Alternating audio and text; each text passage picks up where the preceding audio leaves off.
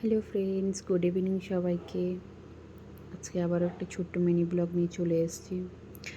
তো এখন বাজে মোটামুটি সন্ধ্যে 6টা মতো। আমরা রেডি হয়ে গেছি, একটু বাইরে বেরোবো।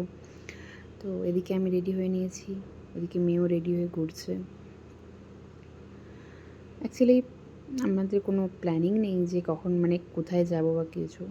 জাস্ট ছুটির দিন মানেই বেরোনো, তো সেই রকমভাবে আমরাও বেরিয়ে পড়েছি।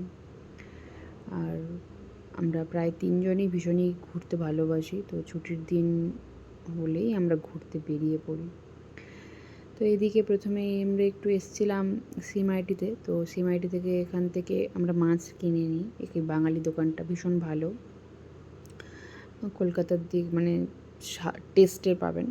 তো ওখান থেকে মাছ নিয়ে নিয়েছি। এখানকার বাঙালি দোকানগুলো না মোটামুটিভাবে মাছগুলো ভালো পাওয়া যায়। আর অন্যান্য দোকানে তো খুব একটা টেস্ট পাবেন না, একেবারেই টেস্ট পাবেন না।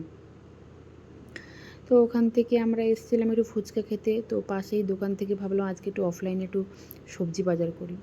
দেন ওখান থেকে সবজি কিনে তারপরে এই যে প্রন কাবাব নিয়েছিলাম।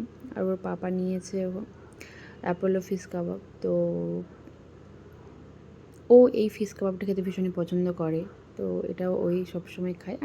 আমার ভালো লাগে না, খুব ভালো লাগে বাট খুব একটা ভালো লাগে না।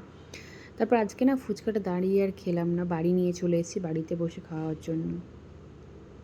আর এদিকে দেখুন প্রচুর বাজার করে নিয়েছি, এক ব্যাগ প্রায় বাজার করা হয়েছে।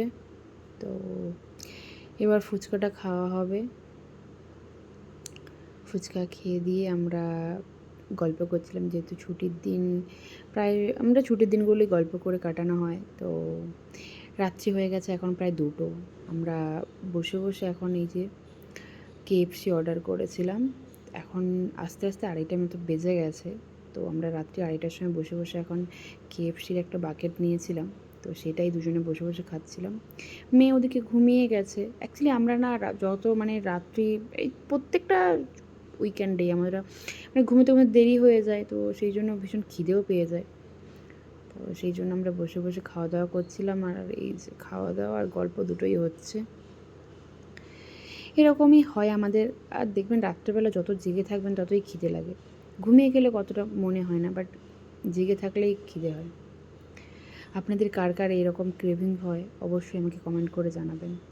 আপনাদেরও কি এরকম জেগে থাকলে খিদে হয় বা রাত্রেবেলা অর্ডার করে খান? প্লিজ আমাকে কমেন্ট করে জানাবেন। যাই হোক, আজকে ছোট্ট ব্লগটা এখান পর্যন্ত। ভালো লাগলে লাইক, কমেন্ট, শেয়ার করে দেবেন।